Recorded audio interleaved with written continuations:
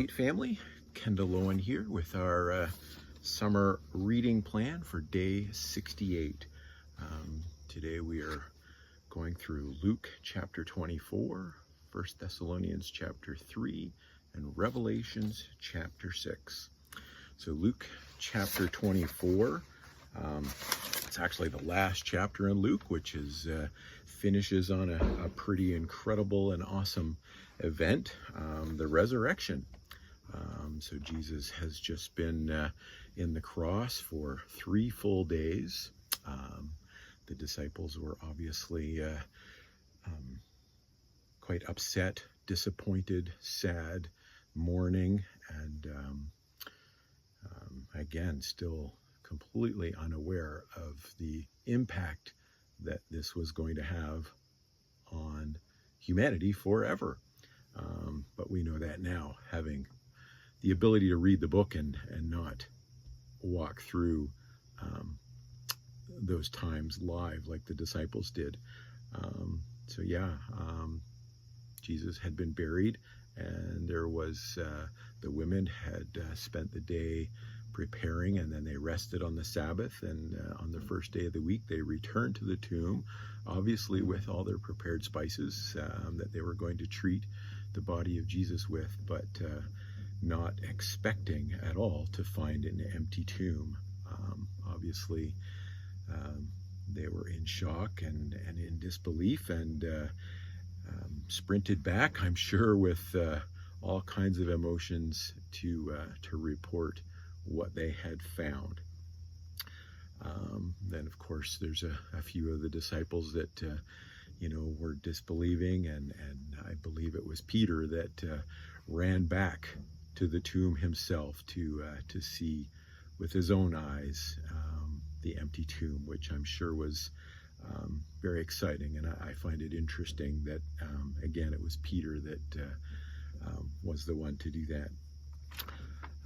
Then we jump into the next little section of chapter 24, the road to Emmaus, where Jesus joins a group of people that are traveling along the road and having some very in-depth discussion, it appears, and Jesus sort of jumps in and starts asking questions, and he's obviously hiding his identity through spiritual or supernatural powers from these people. They certainly, I think, would have and should have recognized him, but the verse that really jumps out of me, or to me, in that section is verse 27, when he interpreted scriptures from Moses through all of the prophets, and really opened their eyes and explained to them the meaning of a lot of that stuff from the Old Testament. And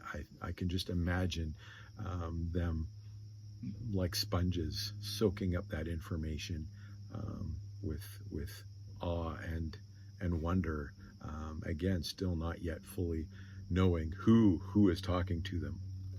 Then Jesus does appear to his disciples, and again just sort of miraculously appears, and rightly so, scares the pants off them. I guess, I don't know if they're wearing pants or robes or tunics, but scared them. And he did show them physical proof of his hands and his feet, and again referenced in his talking to them, and there again confusion and disbelief, many Old Testament scriptures from the prophets to help them understand what it was they were witnessing.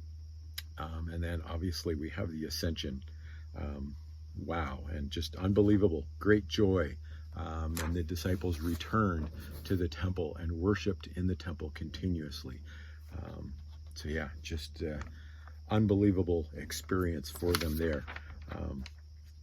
All right, moving to 1 Thessalonians chapter 3. This is from Paul, and it is after Paul has received a report back from Timothy regarding the church plant in Thessalonica, and he was just over the top excited and encouraged to hear that they were standing firm in faith, and doing so well, which brought him much joy. And I guess what really got me from this chapter and convicted me is it really encouraged me to make a more conscious effort to be proactive in communicating with brothers and sisters in the Lord, sharing my wins and my needs and prayer requests, and also receiving communication back, and just, I guess, being a community of believers, which we can see Paul living out as a great example for us, and to really encourage and build each other up in Christ with the joy that we receive from the Lord. All right, then we jump into Revelation chapter 6, kind of a stark contrast from Timothy.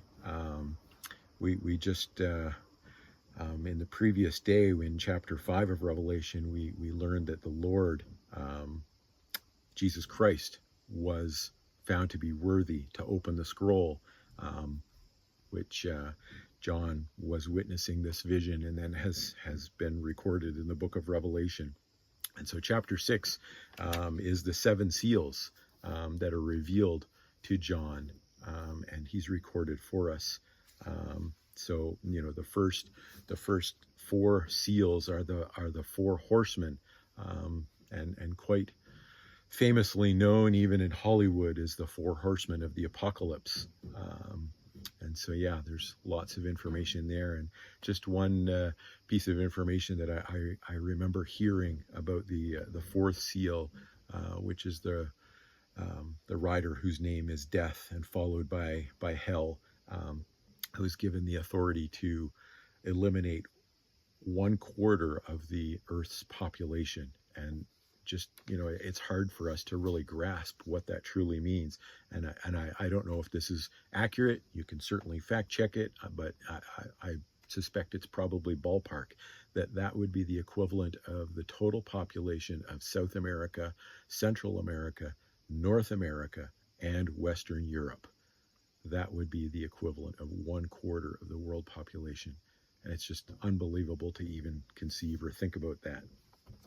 Then moving forward in verse 12, the sixth seal, which is, again, pretty incredible in the description, with earthquakes and the sun going black and the moon looking like blood, and the sky being rolled back like a scroll.